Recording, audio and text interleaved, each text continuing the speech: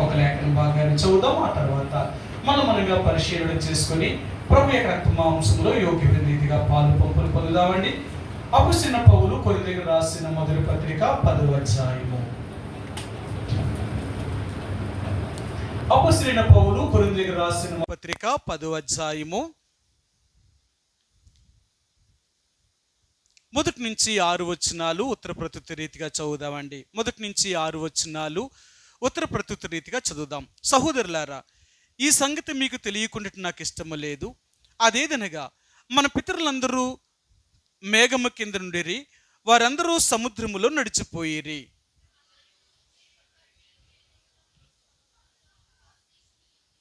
అందరూ ఆత్మ సంబంధమైన ఒకే ఆహారమును భుజించిరి.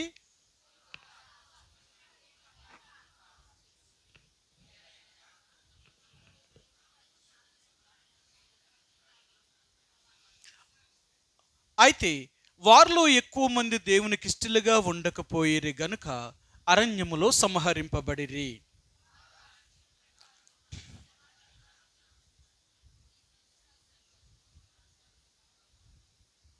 మరొక మాట చదువుకుందామండి. దానియేలు గ్రంథము 4వ అధ్యాయము.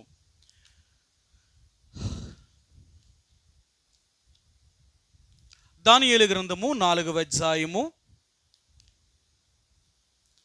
33, 34 వచనాలు. ఈ 2 వచనాలని ఉత్తర ప్రత్యుత్తర రీతిగా చదువుదామండి. ఈ 2 వచనాలని ఉత్తర ప్రత్యుత్తర రీతిగా చదువుదాం. ఆ గడియలోనే అలాగున నెబుకద్నెజరునకు సంభవించెను. మానవులలో నుండి అతన్ని తరిమిరి. అతడు పశువు వలె గడ్డి మేసెను. ఆకాశపు మంచు అతని దేహమును తడపగా అతని తల వెంట్రుకలు పక్షిరాజు రెక్కల ఏకల వంటివియు, అతని గోళ్ళు పక్షుల గోళ్ళ వంటివియు నాయెను.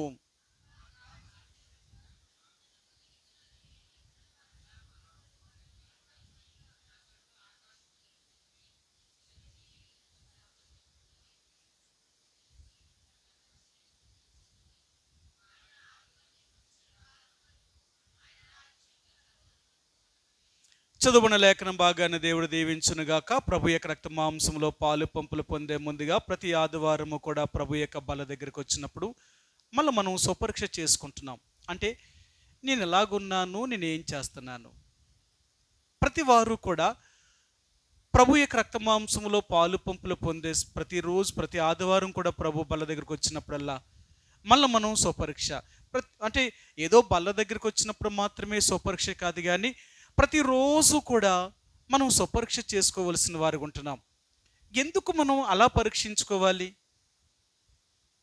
మనం ఎందుకు మనం పరీక్షించుకోవాలి? ఎందుకు మనం పరిశుద్ధతలో అంటే మనం పరిశీలన చేసుకొని మనం ప్రతిరోజు కూడా మన యొక్క తప్పులను ఒప్పుకోవాలి? ప్రతిరోజు మనం పరీక్ష చేసుకొని, ప్రభా నేను ఇలా చేశానేమో, నన్ను క్షమించు, ఇలా ఉన్నాను నేను క్షమించు అని ఎందుకు ప్రతిరోజు ప్రభు దగ్గర ఇలా అడుగుతూ ఉంటాం? మనం ఎందుకు అడుగుతాం? పరిశుద్ధతలో ఉండడానికి. అది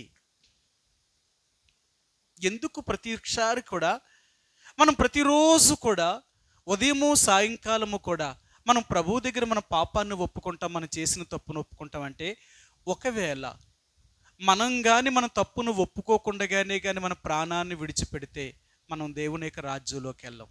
ఇది ఒక్క తప్పు కూడానా? ఇన్ని చేశాం కదా, ఒక్క తప్పు చేస్తేనే మన పాపం దేవుడు క్షమించలేడా? ఒప్పుకోకపోతే దేవుడు తీసుకెళ్ళడంటే అంతే. ఒప్పుకోలేని పాపము క్షమించలేని పాపము, క్షమించబడని పాపము. అందుకనే మనం ప్రతిరోజు కూడా మనం పరీక్ష చేసుకుంటాం. ప్రభువా, ఏమో ఎక్కడైనా నా మాట ద్వారా కానీ, నా చూపు ద్వారా కానీ, నా వినికిడి ద్వారా కానీ, నా నడక ద్వారా కానీ, నా క్రియల ద్వారా కానీ ఎక్కడైనా నేను తప్పు చేశానేమో, ప్రభువా నన్ను క్షమించు, నన్ను క్షమించు. ఒకవేళ నా తప్పులు నాకు కనపడకపోవచ్చు, అది నీ దృష్టిలో కనపడుతుంటే నన్ను క్షమించు అని ప్రతిరోజు దేవుడి దగ్గర అడుగుతాం. ఎందుకంటే మన దృష్టిలో మనకు తప్పు కాకపోవచ్చు, కానీ దేవుని దృష్టిలో తప్పు అనుకోండి, మనం దేవుని యొక్క రాజ్యంలో చేరం. అందుకనే దేవుడి దృష్టిలో ఏదైతే పాపమో అవన్నీ ప్రభువా నన్ను క్షమించు అని అడగాలి. అలాగ అడగలేదనుకోండి, నేనేం తప్పు చేశాను, నేనేం పదేమీ లేదు, బాగానే ఉన్నాను అని సమర్థించుకున్నామా?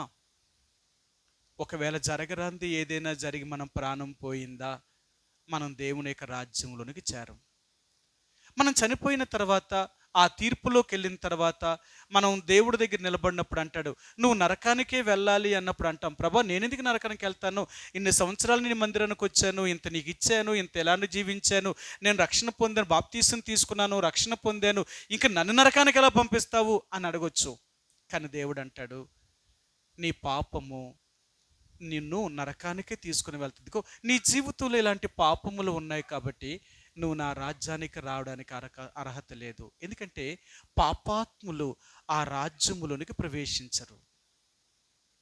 ఆ రాజ్యము నీతిమంతుల కొరకు మాత్రమే భద్రం చేయబడింది, కానీ పాపాత్ములైన వారి కొరకు ఆయన ఆ రాజ్యాన్ని సిద్ధం చేయలేదు. అందుకనే మన జీవితంలో మనం ప్రాణం పోకముందు అది ఎప్పుడు పోతుందో ఎలాగ పోతుందో మనకు తెలియదు. కాబట్టి అనుక్షణము కూడా మనం పరీక్షించుకుంటూ మనం కాపాడుకుంటుంటామండి. అందుకనే క్రైస్తవ జీవితం అనేది ఎంతో భయముతోనూ భక్తితోనూ బ్రతకాలి. మన బ్రతుకు ఎలాగుండాలంటే ఎంతో భయముతో భక్తితో మనం దేవుణ్ణి సేవించాలండి. అలాగ లేకపోతే మనం దేవుని యొక్క రాజ్యాన్ని కోల్పోతాం. అనుక్షణము కూడా మనం ఎలాగ బ్రతకాలి అంటే మీకు ఒక మాట చూపిస్తాను. అపొస్తలుడైన పౌలు ఈ ఎఫెసీయులకు రాసిన పత్రికలో ఇలాగ చెప్తాడు. ఆయన ఏం చెప్పాడో చూపిస్తాను మీకు. 4వ అధ్యాయము అపొస్తలుడైన పౌలు ఎఫెసీయులకు రాసిన పత్రిక 4వ అధ్యాయము 4వ అధ్యాయము మనం ఈ భూమి మీద జీవిస్తున్నప్పుడు ఎలాగ ఉండాలి అనే విషయాన్ని దైవజనుడు జ్ఞాపకం చేశాడు. మీకు చూపిస్తాను ఆ మాటను. క్షమించండి.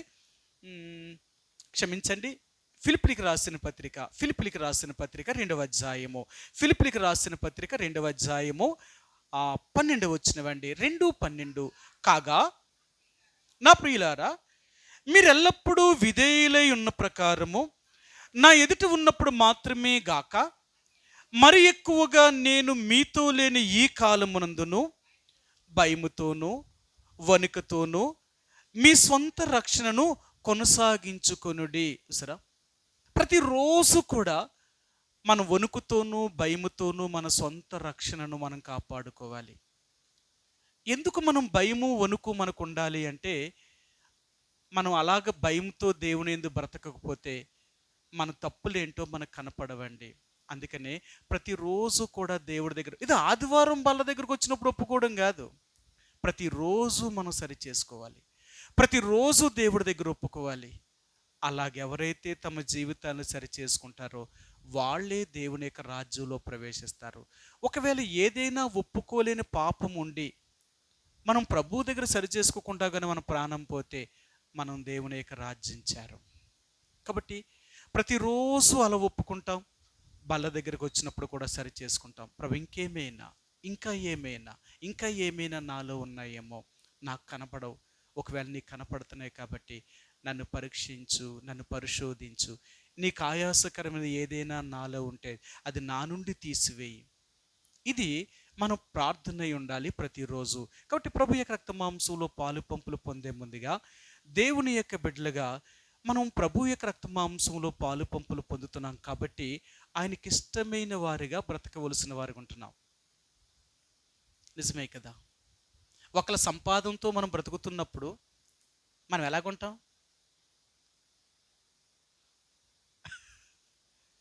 ఇప్పుడు భర్త తెచ్చి మనం పోషెత్తున్నాడు అనుకో. నిన్న ఒకళ్ళ ఇంటికి వెళ్ళాను, అప్పుడు చెప్తుంది, ఏమండి మా ఆయన వండిందంతా డైనింగ్ టేబుల్ మీద పెట్టినా నేనే పెట్టాలా? ఎందుకు పెట్టవు? ఆ మాత్రం ఇంటికాడ ఉందా, వండి పెట్టలేవా ఏంటి? అంత ఒళ్ళు పెరిగిపోయిందా అంటాడట. ఆయనకే కాదట, ఆయన పిల్లలకు కూడా ఈమె పెట్టాలి. పిల్లలకు పెట్టు అంటాడట. ఏమంటాడ? ఇంటికాడ ఉంటున్నావు కదా, మేము కష్టపడి తెచ్చి పెడుతున్నావు, నువ్వు ఆ మాత్రం చెయ్యవా? ఏటట? రుబాబు అంటే అధికారం. ఎదుగు నేను సంపాదిస్తున్నాను, నువ్వు ఇంటికాడ కూర్చొని తింటున్నావు కాబట్టి ఇప్పుడు నువ్వేం చేయాలా? అంతే కదా? ఒక ఆడది సంపాదించిన, ఒక మగోడు సంపాదించిన, ఎవరు సంపాదిస్తారో సంపాదించలేని మీద రాజ్యం వెళ్తారనమాట. అధికారం కలిగి ఉంటారు. నేను తెస్తున్నాను కదా, నువ్వు తింటున్నావు కదా, నేను చెప్పించేయి అంటారనమాట. అంతే కదా? నిజమే. మరి అలాగైతే యేసు ప్రభువారి యొక్క రక్త మాంసంలో తిను త్రాగుతున్న మనము ఆయన ద్వారా బ్రతుకుచున్న వారం కాబట్టి మరి ఆయనకి మనం భయపడుతున్నామా? ఆయన చెప్పింది మనం చేస్తున్నామా? అందుకనే ఈరోజు దేవుడు మనకి జ్ఞాపకం చేసేది ఏంటంటే, వారిలో అనేకులు దేవునికి ఇష్టలుగా ఉండకపోయిరు గనుక వారు సంహరించబడిరి అంటున్నారు ఆయన. అన్నాడు కదా, అదేనన్నాడు ఆయన. చూడండి 5వ వచనం. అయితే వారిలో ఎక్కువ మంది దేవునికి ఇష్టలుగా ఉండకపోయిరు గనుక అరణ్యములో సంహరించబడిరి. మొదటి కొరింథీయులకు రాసిన పత్రిక 10వ అధ్యాయము 5వ వచనం. అనేకులు ఆయనకి ఇష్టలుగా ఉండకపోయిరు గనుక. ఎందుకు ఇష్టలుగా ఉండరు? ఇప్పుడు కొన్నిసార్లు మనం ఎలాగున్నామో మన పిల్లలు కూడా అలాగే ఉండాలని ఇష్టపడతాం. అంతేనా? మనం ఒకలాగా మన పిల్లలు ఒకలాగా ఉంటే మనం ఏమంటాం? మీరు నాకే పుట్టారా అని అడుగుతాం. అంతే కదా. ఇప్పుడు మనం ఒకలాగా మన పిల్లలు ఒకలాగా ఉన్నారు. వీళ్ళు నాకే పుట్టారా ఏంటి, నేను ఇలాగుంటే వీళ్ళు ఎలాగ ఉన్నారేంటి, వీళ్ళ పనులు వీళ్ళ పద్ధతులు ఒకటి నా పద్ధతి ఒకటి అయిపోతుంది, వీళ్ళు నాకు పుట్టలేదేమో అనుకుంటా కూర్చొని నాకు పుట్టలేదు అనుకుంటారులే, వాళ్ళు చేసే పనులు నాకు నచ్చలేదు అనుకుంటారట. అంతే కదా. ఇప్పుడు మనం ఎలాగున్నామో మన పిల్లలు కూడా అలాగే ఉండాలనుకుంటాం. అంతేగాని నేను ఎలాగున్నా పర్లేదు నువ్వు ఎలాగున్నా పర్లేదు అంటే ఇల్లు ఎలాగుంటుంది? యమునా తీరులాగా ఉంటుంది. ఎవరిష్టం వాళ్ళదే. అది ఇల్లు కాదు. అది అర్థమైందా? అది ఇల్లు అనబడదు. ఇల్లు అంటే ఒక శిరసత్వం కిందకి రావాలి. అయితే భర్త యొక్క శిరసత్వం కింద ఆధీనంలోకైనా రావాలి, లేదా భార్య యొక్క ఆధీనంలోకైనా రావాలి. అలా రాలేదనుకోండి, ఆ ఇల్లు సరిగా పిల్లలు ఎదగరన్నమాట. పిల్లలు ఉండరు. తల్లి ఒక మాట తండ్రి ఒక మాట అన్నారనుకోండి, ఆ పిల్లలు కూడా ఎలా నేర్చుకుంటారో తెలుసా? అమ్మ దగ్గర అమ్మ మాట, నాన్న దగ్గర నాన్న మాట. అంతే కదా. వీళ్ళిద్దరే సఖీ లేనప్పుడు పిల్లలు కూడా అలాగే తయారవుతారు. అందుకనే ఆ ఇల్లు ఎలాగుంటుందంటే నలుగురు 4 దారులు ఉంటారన్నమాట. ఏదో ఒక్కరి కిందే నడవాలి. దేవుని యొక్క అధికారం కిందకుంటే మనం ఎప్పుడూ కూడా క్షేమముగా ఉంటాం. లేదు దేవుడి యొక్క అధికారం కింద ఉంటాను, నా ఇష్టంలోనూ కూడా నేను ఉంటాను అంటే మనం ఎలాగుంటాం తెలుసా? 2 తలకాయల పాములాగా ఉంటామంట. 2 తలకాయల పాము ఎలాగుంటుందండి? మన 2 తలకాయల పాముని మనం చూడలేదు. సరే మీకు ఏం చూసారో చెప్తాను. ఎర్ర ఉంటుంది కదా, ఎర్రకి 2 వైపులు తలలు ఉంటాయి. అవునా? అది ఎక్కడికి వెళ్తుంది? 2 వైపులు ఎంత దూరం వెళ్తుంది? చాలా దూరం వెళ్తుందా? అది అక్కడెక్కడే తిరుగుతూ ఉంటుంది. అది కొంచెంసేపు అటు వెళ్తుంది, కొంచెంసేపు ఇటు వెళ్తుంది, కొంచెంసేపు అటు వెళ్తుంది, కొంచెంసేపు ఇటు వెళ్తుంది. అది ఎక్కడ ఉంటుందో అక్కడే ఎడుతుంటుంది, ఎక్కడికి వెళ్తుంది. అంతే. 2 తలలు ఉన్న పాము ఎలాగైతే అక్కడ ఎలా ఉంటుందో, 2 తలంపులతో ఉన్న వాళ్ళు కూడా అలాగే ఉంటారు. దేవుడు నాకు ఆలోచన చెప్పాలా, నా ఆలోచన కూడా నెరవేర్చుకోవాలా, ఈ 2 కలుపుతాను అనుకున్నాం అనుకోండి, మన బతుకులన్నీ ఎలాగుంటాయి తెలిసి ఎక్కడేసే గొంగలంటే అక్కడే ఏడుస్తాం అన్నమాట. ఇంకంతే. ఒకే మాట మీద ఉండాలా, ఒకే అధికారం కింద ఉండాలా. అందుకని ఇశ్రాయేలు ప్రజలు 40 సంవత్సరాలు ఎందుకు దేవుడు అలా నడిపించాడంటే, ఒకే నాయకులు ఒక్కడే. మోషేకి ఇంకొక మంది ఎదురు తిరిగినా వాళ్ళు ఎవరిని బతకనలేదు దేవుడు. ఎందుకంటే నాయకత్వం అనేది ఒకే నాయకత్వం మీద నడవాలా. 10 మంది నాయకులు ఉండకూడదు. 10 మంది నాయకులు ఉన్నారనుకోండి, అక్కడ ఏ పని జరగదు. అంతేనా? అందుకనే ఎలక్షన్లో ఇప్పుడు మనం నర్సీపట్నం ఉందనుకోండి, మన నర్సీపట్నం మున్సిపల్ కార్పొరేషన్ అయిపోయింది. ఇప్పుడు మున్సిపల్ కార్పొరేషన్లో ఎవరికి ఎక్కువ మెజారిటీ సీట్లు వస్తే వాళ్ళే ఆధిపత్యాన్ని ఈ మున్సిపాలిటీని వెళ్తారు. అంతే కదా. తక్కువ సీట్లు వచ్చిన వాళ్ళు ఏం చేయాలా? మేము నెగ్గాం, మా ఇష్టం అంటే ఏమంటారు? నోరు మూసి కూర్చోండి అంటారు. అధికారం ఎవరిది? మాది. అంతే. అర్థమైందా? ఎవరు నెగ్గుతారో వాళ్ళ ఆధిపత్యం వహిస్తారు. అలాగే యేసుప్రభుని నమ్మిన తర్వాత నీ జీవితంలో యేసుప్రభునికే ఆధిపత్యం ఇవ్వాలి. ఆయనే నిన్ను ఏలాలి, ఆయనే నిన్ను నడిపించాలి, ఆయనే నిన్ను పోషించాలి, ఆయనే నిన్ను కాపాడాలి. అన్నీ ఆయనదే. ఇక నీదంటూ నీకేమీ లేదు. అందుకనే ఈరోజు దేవుడు ఏం మాట్లాడాలనుకుంటున్నాడంటే, ఆయనకి ఇష్టమైన వారిగా ఉండాలనుకుంటున్నాడు. ఆయనకి ఇష్టమైన వారిగా ఉండాలంటే మనం ఏం చేయాలా? ఆయనకి ఇష్టమైన వారిగా ఉండాలి అంటే మనం ఏం చేయాలా? ఆయన ఇష్టమైన కార్యాలను మనం చెయ్యాలా, అంతేనా? సరే మీకు చూపిస్తాను. ఆయనకి ఇష్టమైన కార్యాలు చేయాలట. ఆ యోహాను సువార్త 7వ అధ్యాయము. సరే ఈ ఒక్క మాట మీకు చూపిస్తాను. ఇక్కడ ఏం చెప్పారు యేసుప్రభువారు భూమి మీద ఉన్నప్పుడు అంటే, యేసుప్రభువారు ఇలాగ చెప్పారండి. ఆయన ఏం చెప్పారో మీకు చూపిస్తాను. యోహాను సువార్త క్షమించండి 8వ అధ్యాయము. యోహాను సువార్త 8వ అధ్యాయము 29 వచ్చినవండి. 8:29. నన్ను పంపినవాడు నాకు తోడై ఉన్నాడు, ఆయనకి ఇష్టమైన కార్యము నేను ఎల్లప్పుడూ చేయదును గనుక ఆయన నన్ను ఒంటరిగా విడిచిపెట్టలేదని చెప్పాను. చూసారా, యేసుప్రభువారు ఈ భూమి మీద ఉన్నప్పుడు ఆయన ఏమన్నాడట, ఆయన నన్ను పంపినవాడు నాకు తోడై ఉన్నాడు, ఆయనకి ఇష్టమైన కార్యములు నేను ఎల్లప్పుడూ చేయుచున్నాను గనుక ఆయన నన్ను ఒంటరిగా విడిచిపెట్టలేదు. అర్థమైందా? మనం ఎప్పుడూ దేవుడు మనల్ని వదిలిపెట్టకుండా ఉండాలి అంటే ఆయనకి ఇష్టమైన కార్యములు మనం చేయాలట. ఏమండి, దేవునికి ఇష్టమైన కార్యాలు ఏంటో చెప్పండి కొన్ని.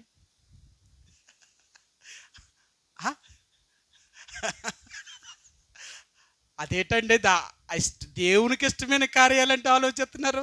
ఆయనకి ఇష్టమైన కార్యాలు ఏంటి? నిన్ను వలె నీ పొరుగువాడిని ప్రేమించాలా, ఆయన మాట వినాలా, నీ తల్లిని తండ్రిని సన్మానించాలా, మంచి కార్యాలు చెయ్యాలా. ఇలాంటివి అయితే నిలుక్కుంటాం. ఆయనకి ఇష్టమైన కార్యాలంటే మన నోటంటే ఒక మాట చిన్నతరే చూడండి. ఆయనకి చెడ్డ కార్యాలంటే ఎన్ని చెప్తామో తెలుసా? చెడు ముందు వచ్చేస్తాయి మనకి. చెడే ముందు వస్తుంది కదా. ఆయనకి ఇష్టం లేని ఎన్నంటే ఎన్ని చెప్తామో మనం. నేను 3 చెప్తాను. చాలా ఉన్నాయి, ఇది చెప్పుకుంటూ పోతే ఇంకా తెల్లారుతుంది. ఇంకా నేను 3 చెప్తాను. నేను బైబిల్లో నుంచే చూపిస్తాను. ఈ 3నంట మనం చెయ్యాలట. మొదటి యోహాను రాసిన పత్రిక 2వ అధ్యాయము. ఆయనకి ఇష్టం లేని కార్యములేంటి, ఆయనకి ఇష్టమైన కార్యాలు ఏంటో మీకు చూపిస్తాను. మొదటి యోహాను రాసిన పత్రిక 2వ అధ్యాయము 15 వచ్చినవండి. 2:15.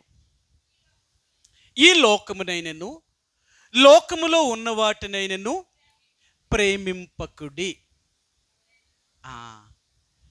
దేవునికి ఇష్టమైన వారిగా ఉండాలంటే మనం ఏం చేయాలట? ఈ లోకమునైనను లోకములో ఉన్న వాటినైనను, మన ప్రేమ అంతా ఏటి మీద ఉంటుంది తెలిసి వాటి మీద ఉంటుంది. దేవుడు దేన్ని ప్రేమించొద్దు అంటాడో దానితోటే బాగా మనం కలిసిపోతాం అన్నమాట. అది లేకపోతే మనం బతకలేం, అది లేకపోతే మనం ఉండలేం, అది లేకపోతే మనకు నిద్ర అట్టదు. ఏటి లేకపోతే? ప్రేమ. ఏ ప్రేమ? లోక ప్రేమ. ఆయన అంటున్నాడు, నువ్వు నాకు ఇష్టమైన వ్యక్తిగా ఉండాలి అంటే ఈ లోకము నువ్వు ప్రేమించకూడదు.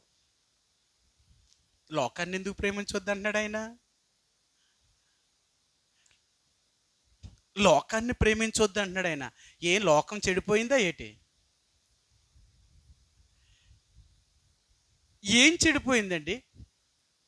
లోకంలో ఏం చెడిపోయింది చెప్పండి?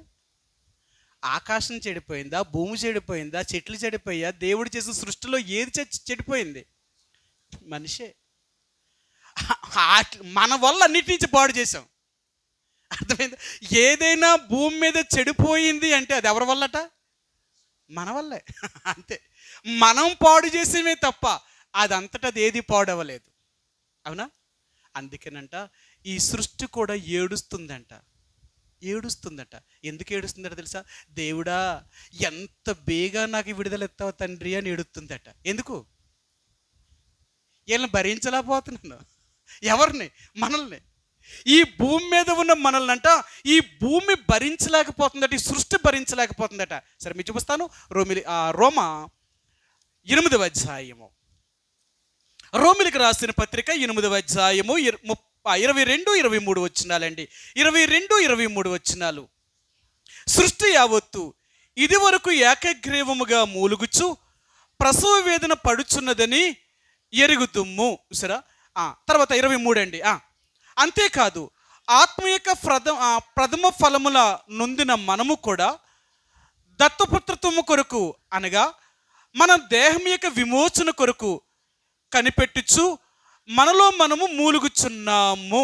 ఇంకొక మాట అండి, అంటే అదేమంటాడంటే 21-22 వచ్చినాలండి. 20-21 యాలయనగా సృష్టి నాశనమునకు లోనైన దాస్యములో నుండి విడిపింపబడి దేవుని పిల్లలు పొందబోవు మహిమగల స్వాతంత్రమును పొందుదునను నిరీక్షణ గలదే స్వేచ్ఛగా కాక దానిని లోపరిచిన వాని మూలముగా వ్యర్థపరచబడిను. దానిని లోపరిచిన వాని మూలముగా మన వల్లే వ్యర్థమైపోయింది సృష్టి అంతా, మన వల్ల పాడైపోయిందట. పాడైపోయింది, ఇప్పుడు ఏం చేస్తుందట? ఏడుస్తుందంట. ఎలాంటి ఏడుపు అంట? మళ్ళీ మామూలు ఏడుపు కాదు, ప్రసవ వేదన అంట. ఈ ప్రసవ వేదన ఎలాగుంటుంది? పిల్లలు కనేటప్పుడు తెలుస్తుందట ఆ స్త్రీకి. ఇంక జన్మలో ఇంకోసారి కనాలనిపించదట. ఒక్కసారి బిడ్డని కన్న తర్వాత బాబోని నా నొప్పులు పడలేని నాకు ఇంకా పిల్లలే వద్దు అంటారట. కానీ మళ్ళీ కంటారట. ఎందుకంటే పిల్లల మీద ప్రేమ, ఆ మమకారం అంట చావడానికే ఇష్టపడుతుంది, కానీ పిల్లలకి అంటానే ఉంటుందట. కారణం ఏంటో తెలుసా? ఆ ప్రేమే వేరట. ఈ లోకము కూడా ప్రసవ వేదనతో ఏడుస్తుంది. ప్రతిరోజు దేవుడికి మొరపెడుతుందట, తండ్రి నేను మొయ్యలేకపోతున్నాను వీళ్ళ పాపాన్ని, వీళ్ళని భరించలేకపోతున్నాను, నాకు విడుదల ఈ తండ్రి, వీళ్ళందరినీ అంతం చేసి నాకు విడుదల ఈ తండ్రి అంటుందట. దేవుడు అంటున్నాడట, నువ్వే అలాగైపోతే అలాగా మరి నేనెంత బాధపడుతున్నాను? నేను సృష్టించిన వాడిని, వీళ్ళందరినీ కన్న వాళ్ళని, వీళ్ళందరూ నరకానికి పోవడం ఇష్టం లేక నేనెంతో బాధపడుతున్నాను. కాబట్టి నువ్వేమి బాధపడకు, కొంచెం సహించు సహించు అని సృష్టికి దేవుడు చెప్తున్నాడట. ఇంకా సృష్టి మనల్ని భరించగలుగుతుందండి. కాబట్టి ఈరోజు దేవుడు ఏం చెప్తున్నాడంటే, ఈ లోకమునైనను లోకములో ఉన్న వాటినైనను ప్రేమించొద్దు అన్నాడు. లోకమునైనను, లోకములో ఏమున్నాయండి? ఏమున్నాయట? నేత్రాశయు, శరీరాశయు, జీవపుడంబం. సరే, ఇవి తండ్రి వల్ల పుట్టినవు కావట, ఇవి లోక సంబంధమైనవంట. అందుకనే దేవుడు ఈ లోకాన్ని ప్రేమించొద్దు అంటున్నాడు. కానీ మనం అది లేకపోతే మనం బతుకే లేదు. అర్థమైందా? ఇక మనం బ్రతకలేమంటున్నాం. దేవుడు అంటున్నాడు, లేదు లేదు లేదు, అలాగేమీ లేదు.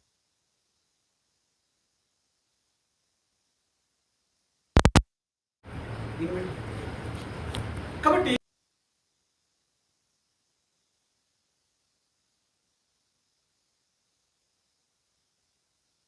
ప్రభువారి యొక్క రక్తం చేత కడగబడ్డామో, దేవుని బిడ్డలమయ్యామో, ఆ రోజు నుంచి ఆయనకి ఇష్టమైన జీవితాన్ని జీవించాలట. ఆయనకి ఇష్టమైన జీవితాన్ని జీవించాలి అంటే మనం ఏం చేయకూడదట? లోకాన్ని ప్రేమించకూడదట. ఇది ఒకటి. రెండోది చూపిస్తాను. మనం నిజంగా దేవునికి ఇష్టమైన వారిగా ఉండాలి అంటేనట రెండవది ఇంకొకటి చేయాలట. అదేం చేయాలో మీకు చూపిస్తాను. యాకోబు రాసిన పత్రిక 4వ అధ్యాయము. యాకోబు రాసిన పత్రిక 4వ అధ్యాయము 4వ వచనమండి. 4:4 యాకోబు రాసిన పత్రిక 4వ అధ్యాయము 4వ వచనమండి. వ్యభిచారిణులారా, ఈ లోక స్నేహము దేవునితో వైరమని మీరు ఎరుగరా? కాబట్టి ఎవడు ఈ లోకముతో స్నేహము చేయగోరునో వాడు దేవునికి శత్రువగును. రెండోది ఏం చేయకూడదట? స్నేహము చేయకూడదట. స్నేహం చేయకూడదట. లోకముతో స్నేహం చేయకూడదట. ఎందుకు చేయకూడదు? మళ్ళీ అదే బైబిల్ అంటుంది, మరి నువ్వు లోకంతో స్నేహం చేయకపోతే ఇంకెక్కడ బతకగలవు? తెల్లారు లెగితే ఆ మనుషులతోటే ఉండాలా, ఆ మనుషులతోటే తిరగాల, ఆ మనుషులతోటే నువ్వు ఉండాలి కదా. మరి ఇంకా ఆ మనుషులతో నువ్వు స్నేహం చేయొద్దంటే ఆయన ఏమంటున్నాడంటే, వాళ్ళు చేసే క్రియలు నువ్వు చేయొద్దు. యేసుప్రభువారట పాపిని ప్రేమించాడట, పాపాన్ని ద్వేషించాడట. మనం ఏం చేస్తాం? మనల్ని ఎవరైనా కలిసి ఫ్రెండ్షిప్ అయ్యామంటే మొత్తం లోకస్తులా మారిపోతాం. మన స్నేహానికి అదిగా దేవుడు అన్నాడు, నేను ఎందుకు మీకు స్నేహం చేయొద్దు అంటున్నాను అన్నాడంటే, దేవుడు మీరు కలిసారంటే అలాగా మీరు అయిపోతారు. మీరు అదొచ్చినదో గొడవ. అందుకనట నేను ఎందుకు కలవద్దు అంటున్నానంటే, మీరు కలిస్తే మీరు వాళ్ళలాగా అయిపోతున్నారు. ఇశ్రాయేలు ప్రజలకు చెప్పాడు, నేను చెప్పిన ఈ జాతుల్లో ఉన్నవారితో ఎవరితోటైనను మీరు సాంగత్యం చెయ్యొద్దు అని చెప్పాడు. ఏ ఎలాంటి జనాంగముతో ఆయన చెయ్యొద్దు అని చెప్పాడో ఇశ్రాయేలీలు అలాంటి జనాంగముతోటే స్నేహం చేశారు. అందుకే వాళ్ళు కష్టాలు తెచ్చుకున్నారు. వాళ్ళకి అందుకే కష్టాలు వచ్చాయి. అన్ని సమస్యల్లోనే వెళ్ళారు. ఎందుకు వెళ్ళారు అంటే ఏ లోకముతో స్నేహం చెయ్యొద్దు అన్నాడో ఆ లోకముతోటే వారు స్నేహం చేశారు. అది ఆ స్నేహం చేయడం వల్ల వాళ్ళ నాశనం అయిపోలేదు, వీళ్ళ నాశనం అయిపోయారట. అవునా?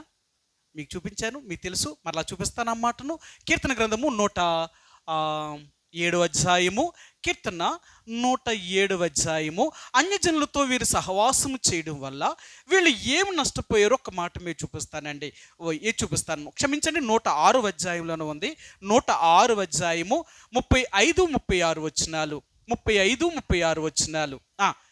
అన్యజనులతో సహవాసము చేసి వారి క్రియలను నేర్చుకునిరి, వారి విగ్రహములకు పూజ చేసిరి, అవి వారికి ఉరి ఆయెను. చూసారా?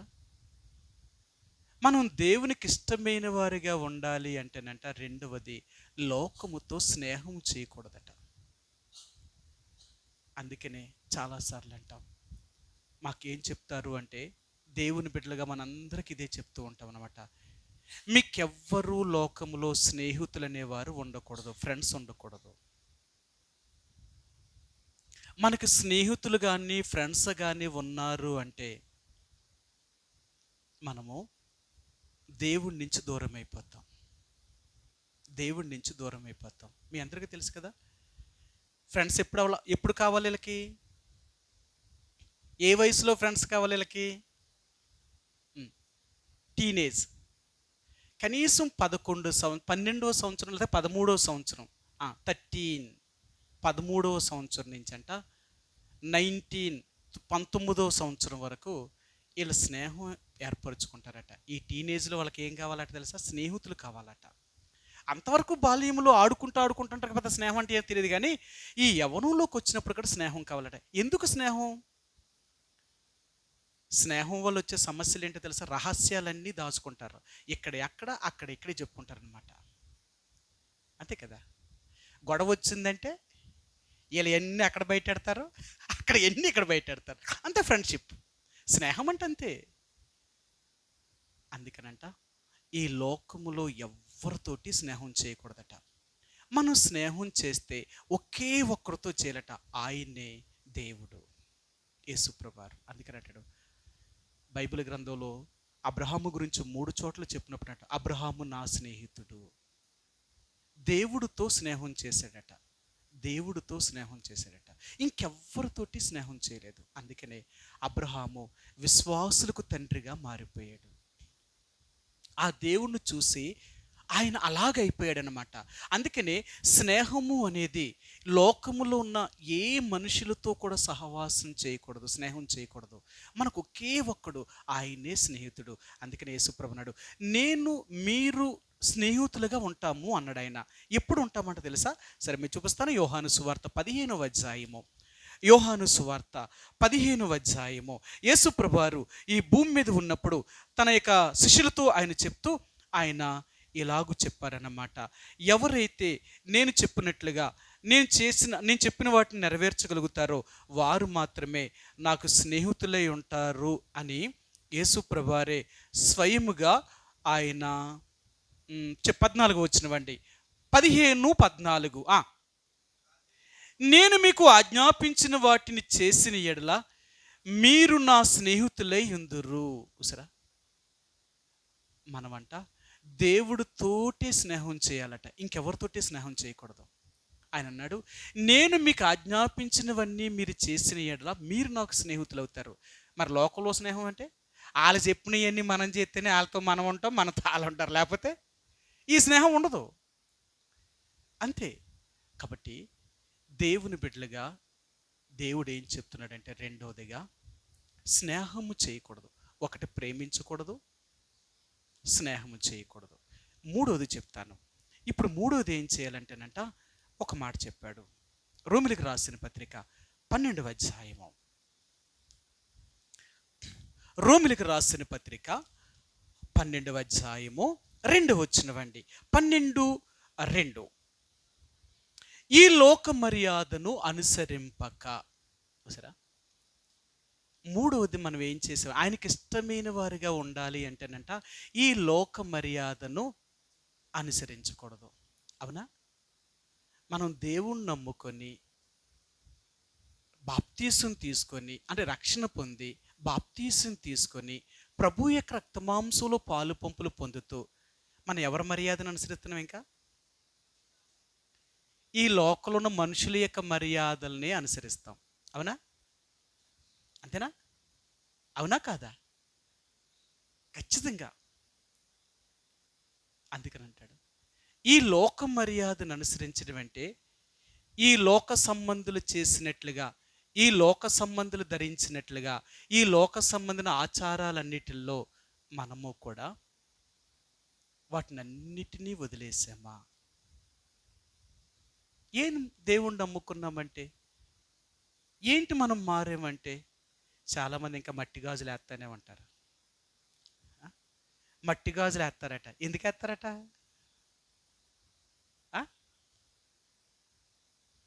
ఏమన్నా మట్టి గాజులు ఎందుకు వేస్తారండి బెదగారు చెప్పండి?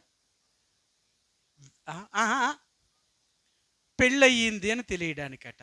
అంతకని నాగమణి గారు మట్టి గాజులు పెళ్ళయింది చెప్పండి. మీరు చెప్తే నేను చెప్తాను. అప్పుడు మీరు చెప్పకపోతే నేను ఊరుకోను, తప్పక చెప్పాలా. ఎందుకు మట్టి గాజులే తొడుగుతారు?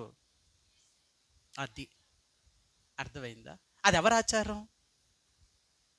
దేవుడి బిడ్డల ఆచారమా, లోకాచారమా? మరి ఇప్పుడు దేవుడిని నమ్మిన తర్వాత మనం ఏం చేయాలా?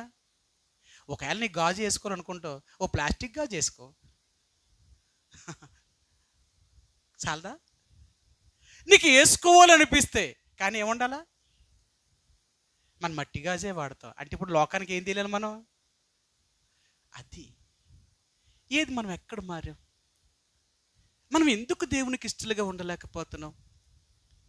ఒకటి, ప్రేమించకూడదు. రెండవది, స్నేహము చేయకూడదు. మూడవది, అనుసరించకూడదు. అంతేనా? ఎలాగో ఇంకా ఈ మూడు ఇంకా మీకు విపులంగా చెప్తాను. మీ అందరికీ తెలుసు కదా, కీర్తన గ్రంథము 1వ అధ్యాయము 1-2 వచనాలు. చెప్పండి. దుష్టుల ఆలోచన చెప్పున నడవక, పాపుల మార్గమున నిలవక, అపహాసకులు కూర్చుండు చోట కూర్చుండక. అవునా? దుష్టుల ఆలోచన చెప్పున నడవక, పాపుల మార్గమున నిలవక, అపహాసకులు కూర్చుండు చోట కూర్చుండక. వారి ఆలోచన ఎప్పుడు చేస్తాం మనం? కింద నుంచి పైకి వెళ్ళండి. మొట్టమొదటిది ఏంటి తెలుసా? అపహాసకులు కూర్చుండు చోట ముందు కూర్చోకూడదు. ఎక్కడైనా ఈ చెడ్డోళ్ళ దగ్గర కూర్చున్నాం అనుకో, ఇంక సోది మొదలెడతారు. అవునా? ఆల సోది, ఈల సోది, ఆల సోది, అందరు సోదులు అయిపోయి ఇంక వదలరనమాట. ఆ ముచ్చట్లు చెప్తూ ఉంటే ఎంత బాగా వింటూ ఉంటావు. రోజంతా టైం, గుళ్ళో ఉంటే టైం తెలిసిపోతుంటుందేమో, కానీ వాళ్ళ అరుగుమే కూర్చున్నాం అనుకోండి, ఆ రోడ్డు పక్కన దిమ్మమే కూర్చున్నాం అనుకోండి, ఎంతసేపు అయినా ఏమింటావు? అసలు టైం అల్లాలు ఏమంటున్నారు, ఏలేం చెప్పుకుంటున్నారు, అలా వీధిలో వాళ్ళు వాళ్ళేమంటున్నారు, ఈ సోదంతా చెప్పుకుని వింటామంట. ఎవరి దగ్గర కూర్చున్నావు? అపహాసకుల దగ్గర కూర్చున్నావు. కూర్చున్న తర్వాత అప్పుడు ఏమవుతాడు తెలుసా? పాపుల మార్గమున అక్కడే కూర్చుని ఉంటామంటే సరే, ఇంకెప్పుడు ఆ దెమ్మ వదలం మనం, ఆ అరుగు వదలం, ఆ ఇల్లు వదలం. ఎందుకు? మనం వేసుకోవడానికి బాగుంది కదా అక్కడ. చూసారా? రెండోది ఏంటో తెలుసా? నిలవకూడదట. అలాంటి మనుషుల దగ్గరికి మనం వెళ్ళకుండా ఉండగలమా? రోజుకి 2 సార్లు నీళ్ళు రాకపోతే మన మనశ్శాంతి ఉండదు. ఎందుకు? ఎందుకు మరి? వాళ్ళ గురించి వీళ్ళ గురించి ఏం చెప్పుకుంటే ఏమంటాం? మనకు అసలు సమస్య లేదు. అలా లేకపోతే మనకి నిద్ర అట్టదు. అపహాసకులు కూర్చుండు చోట కూర్చోకూడదట. సో పాపుల మార్గమున మనం ఉండకూడదట, నిలవకూడదట, అసలు ఆ చోటుకే నిలవకూడదట. అప్పుడంట వాళ్ళ ఆలోచన చెప్పుకుంటే మనం వెళ్తూ ఒకసారి ఒకసారి ఎక్కడికైనా వెళ్తూ అలాగే అనుకో, వెంటనే ఒక ఆగేవంటే నీకు ఆలోచన వచ్చేస్తుంది. ఏం ఆలోచన? అర్థమైందా? అందుకన్నాడు దుష్టుల ఆలోచన ఎప్పుడు వస్తుంది అంటే, అలా చెడుగా ఎప్పుడు తలస్తావు అంటేనట, ముందు కూర్చున్నప్పుడు, వాళ్ళ దగ్గరికి వెళ్ళినప్పుడు, ఆ తర్వాత ఆలోచన చేస్తాం. అదనమాట. అందుకని ఈ 3 దేవుడు ఏమన్నాడంటే, 1 ప్రేమించొద్దు, 2 స్నేహం చేయొద్దు, 3 అనుసరించవద్దు. ఇలా చేస్తేనంట మనం దేవునికి ఇష్టమైన వారిగా ఉంటామంట. ఇప్పుడు మనం ఎవరికి ఇష్టంగా ఉండాలా? దేవుడికి ఇష్టంగా ఉండాలా. మనం ఎవరికి ఇష్టంగా ఉంటాం? మనకు మనము, లేకపోతే లోకానికి, మనతో ఉన్న వాళ్ళకి, అంతే. మరి ఇలాగుంటే మనం ఏం పరలోకం వెళ్తాం? మనం ఏమి దేవుణ్ణి నమ్మినట్టు? నేను మరలా చెప్తున్నాను, నిజంగా నువ్వు రక్షించబడి నువ్వు మారు మనసు పొందిన వ్యక్తివైతే నువ్వెక్కడికి వెళ్ళినా క్రీస్తును ప్రకటించుకుంటూ వెళ్తావు. నువ్వెక్కడున్నా నీ అదే పలుకుతూ ఉంటావు. మీకు మాట చెప్పనా? హృదయం నిండి ఉన్న దాన్ని బట్టి నోరు మాట్లాడతాం. నోరు ఎలా మాట్లాడుతుందంటే హృదయంలో నిండి. మన హృదయంలో ఏముంటే ఏం మాట్లాడతాం? లోకం నిండి ఉందనుకోండి, అయ్యే మాట్లాడతాం. దేవుడు ఉన్నాడు అనుకోండి, దేవుడి గురించే మాట్లాడతాం. అంతేనా? మన లోకస్తుల దగ్గరికి వెళ్ళినప్పుడు, లోకస్తుల దగ్గర కూర్చున్నప్పుడు మనం ఏం చెప్తాం? మనం ఏం మాట్లాడుతున్నాం? మనం ఏం ఆలోచిస్తున్నాం? పైరికి మనం బాప్తీసం తీసుకున్నాం, రక్షణ పొందాం, బల్లో పాలు పంపులు పొందుతాం, ప్రార్థన చేస్తాం, ఆరాధన చేస్తాం, కానుకలు ఇస్తాం, చేయవలసినవన్నీ చేస్తాం. కానీ ఆయనకి ఇష్టలుగా మాత్రమే ఉండలేదు. ఇది చేస్తే ఇంకన్నీ నువ్వు చేసి అసలైంది నువ్వు చేయకపోతే ఇంక ఉపయోగం ఏముందండి నీ జీవితము? అందుకే దేవుడు అంటున్నాడు, ఏమంటున్నాడు తెలుసా? నువ్వు నన్ను నమ్మావు, నాకు ఇష్టమైన వ్యక్తిగా ఉండాలంటే అక్కడ ఒక మాట చెప్పాడు ఆయన. ఆయన ఏం చెప్తుందో తెలుసా? నేను మీకు తోడుగా ఉండాలి అంటే నాకు ఇష్టమైన కార్యములు మీరు చెయ్యాలి. అప్పుడే నేను మిమ్మల్ని ఒంటరిగా వదలను. నేను మిమ్మల్ని ఒంటరిగా విడిచిపెట్టకుండా ఉండాలి అంటే, నేను ఎప్పుడూ మీతో ఉండాలి అంటే, మీరెప్పుడు కూడా నాకు ఇష్టమైన కార్యములు చేయాలి. అందుకనే ఈరోజు దేవుడు అనేది ఏంటంటే, ఆయనకి ఇష్టమైన కార్యములు ఏంటంటే ఈ 3. 1 ప్రేమించకూడదు, 2వది స్నేహం చేయకూడదు, 3వది అనుసరించకూడదు. ఆయన మళ్ళీ చెప్తున్నాడు, ఆయన నువ్వు కూర్చోకూడదు, నిలవకూడదు, ఆలోచించకూడదు. చూసావా? ఎందుకంటే ఇలాంటి లోకమును, ఇలాంటి పరిస్థితులను ప్రేమించి నువ్వైనా నేనైనా ఎలాగ దేవుడు రాజ్యం చేరతాం?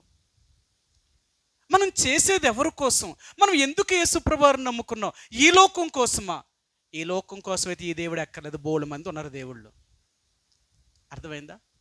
నువ్వు ఈ లోకం కోసమే నీకు కావాలి అనుకుంటే యేసుప్రభువే ఒక్కడే కాదు, బోలెడు మంది ఉన్నారు. లోకంలో 3,000,000 మంది దేవుళ్ళు అంటున్నారు. వాళ్ళందరూ నమ్ముతున్నారు. వాళ్ళకి ఎత్తలేదా దేవుడు? వాళ్ళ దగ్గరికి వెళ్ళి మీ దేవుడు అసలు మీకేమి ఇచ్చాడని చెప్పమని చెప్తారు. వాళ్ళు మనల్ని శాటేసి ఎరిగేస్తారు.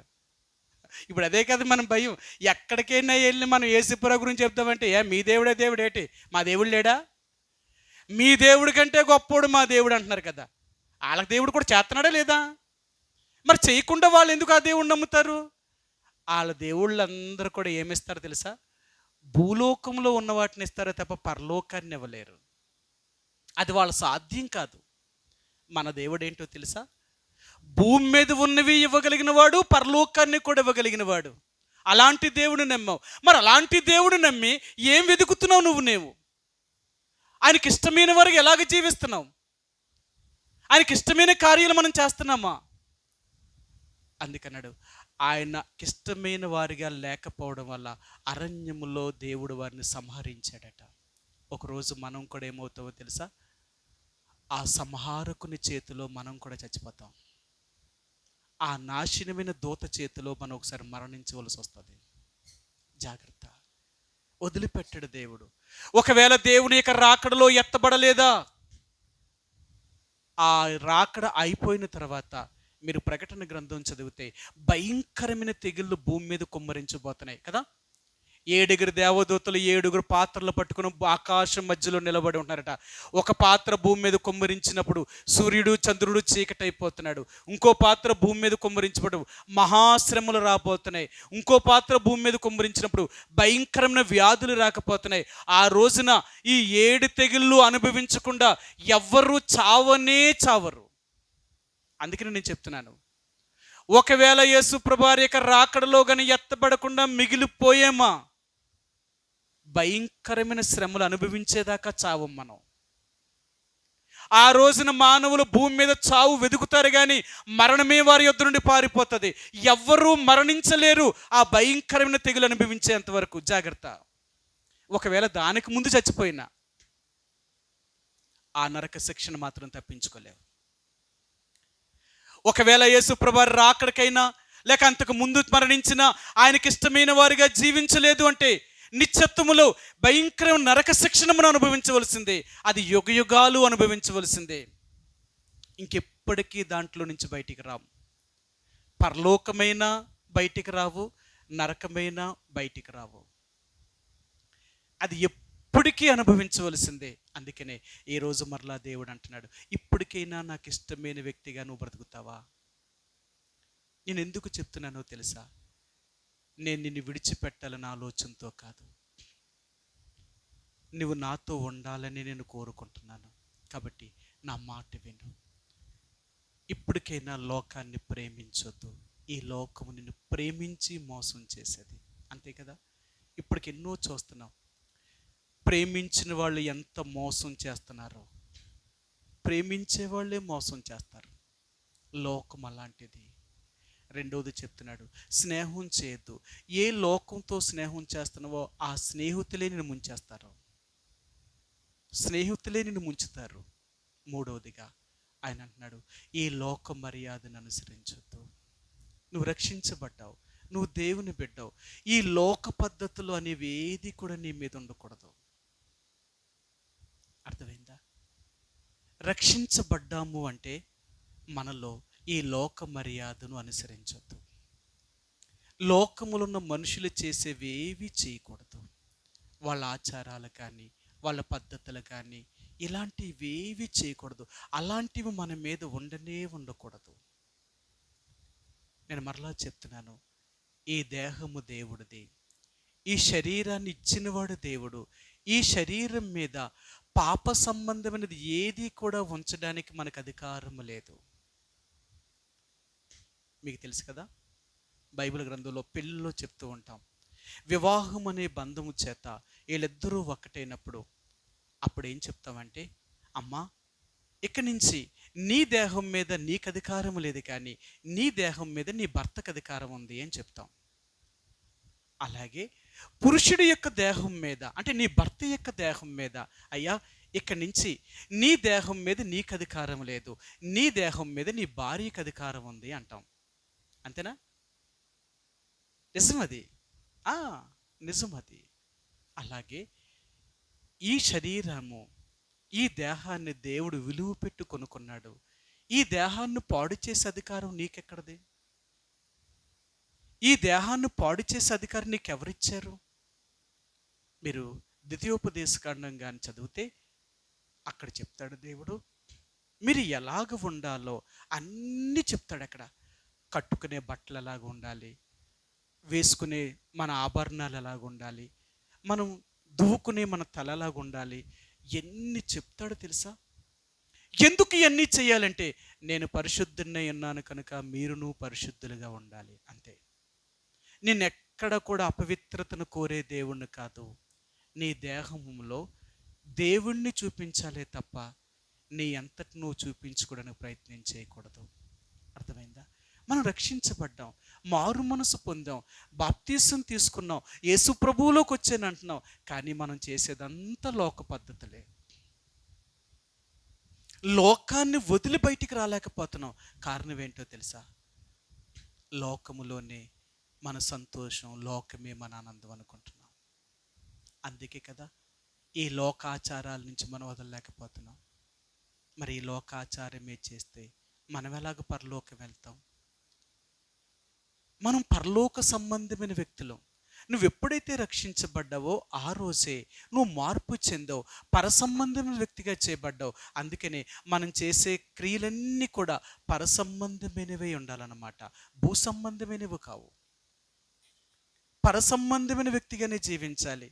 అందుకే ఈరోజు దేవుడు అంటున్నాడు, ఆయనకిష్టమైన వారుగా జీవించాలి అంటే ఈ మూడిటిని త్యాగం చేయి, వదిలే. లోకాన్ని ప్రేమించొద్దు, లోకంతో స్నేహం చేయొద్దు, ఈ లోక మర్యాదను అనుసరించొద్దు. ఒకవేళ ఇలాగ చేసావా, నువ్వెప్పటికీ దేవునికి ఇష్టమైన వ్యక్తిగా నువ్వు ఉండలేవు. దేవుడికి ఇష్టమైన వ్యక్తిగా ఉండకపోతే నువ్వెప్పటికీ ఒంటరి వ్యక్తివే. అంటే ఆయన అంటున్నాడు, నువ్వు వచ్చేటప్పుడు ఎవరు నీ తోడు తెచ్చుకోలేదు, నువ్వు పోయేటప్పుడు కూడా తోడు తెచ్చుకో. ఒంటరిగానే వస్తావు, ఒంటరిగానే వెళతావు. అదే నువ్వు దేవుణ్ణి కలిగి ఉన్నావు అనుకో, వచ్చేటప్పుడు నువ్వు ఒంటరిగా వచ్చినా వెళ్ళేటప్పుడు మాత్రం ఒంటరిగా వెళ్ళావు. అది నీ నమ్మకం. ఎందుకంటే దేవుడు నీతో ఉంటాడు. ఇప్పుడు నిన్ను ఒంటరిగా వదలడట ఆయన. మనం మరణించినప్పటికీ కూడా దేవుడు మనల్ని ఒంటరిగా వదలడు. ఆయన తనతో ఉండడానికి తీసుకుని వెళ్ళిపోతాడు మనల్ని. కాబట్టి ఏది కావాలో నువ్వే తీర్మానం చేసుకో. ఈ రోజైనా రక్షించబడ్డాం కాబట్టి ఈ మూడిటిని వదిలి దేవునికి ఇష్టమైన వారిగా బ్రతకడానికి ప్రయత్నించి, పర్లేదు కొంత కష్టం అవుతుంది, కొంత బాధ ఉంటుంది, కొంత శ్రమ ఉంటుంది. ఎందుకంటే మనుషులతో మనం లేకపోతే మనుషులు మనం బ్రతకనిస్తారా? ఎన్ని పోట్లు పొడుస్తారు తెలుసా? పర్లేదు, ఇవన్నీ దేవుడి కోసం, అంతేనా? అందుకన్నాడు, నీతి నిమిత్తము మీరు హింసించబడినప్పుడు మీరు ధన్యులట. దేనికోసం? దేవుని కోసం బాధ అనుభవిస్తున్నావు, నీ కోసం కాదు కదా. నువ్వు అన్ని వదిలేసింది దేనికోసం? దేవుడి కోసం. నువ్వు దేవుడి కోసం వదిలేసావు కాబట్టి, దేవుడిలో నువ్వు ఉన్నావు కాబట్టి, లోకం నిన్ను హింసించినప్పుడు నువ్వు బాధపడకు, ఇది మహానందనం ఎంచుకో. ప్రభువా, నీ కొరకు ఈ భాగ్యం దొరికిందని అనుభవించడానికి సంతోషించు. అంతే తప్ప వాళ్ళతో కలిసిపోయి వాళ్ళతో స్నేహం చేసి వారి మర్యాదను నువ్వు అనుసరిస్తే నువ్వేం దేవుని బిడ్డవవుతావు? కాబట్టి మారు మనసు యొక్క అనుభవంలోకి వచ్చిన నువ్వు నేను ఆయనకి ఇష్టమైన వారిగా బ్రతకాలి అంటే ఈ మూడు విషయాల్ని త్యాగం వదిలేయి, విడిచిపెట్టి. లేదు ప్రభువా, నేను నిన్నే ప్రేమిస్తాను, నీతోటే స్నేహం చేస్తాను, నీ పద్ధతిని అనుసరిస్తాను, నేను ఎవరి పద్ధతిని అనుసరించను, నేను రక్షించబడ్డాను, నేను ఇలాగే ఉంటాను. అపహాసులు కూర్చుండు చోట నిన్ను కూర్చోను, పాపుల మార్గంలో నేను నిలవను, దుష్టుల ఆలోచన చెప్పు నేను నడవను, నేను అలా చేయను, నేను నీ బిడ్డని, నీ కొరకు జీవిస్తానని తీర్మానము చేసుకొని ప్రభు యొక్క రక్తమాంసంలో పాలు పంపులు పొందుదామండి. కొద్ది క్షణాలు మోకరించి కళ్ళు మూసుకొని మళ్ళీ మనంగా పరిశీలన చేసుకొని ప్రభు యొక్క రక్తమాంసంలో పాలు పంపులు పొందుదాం.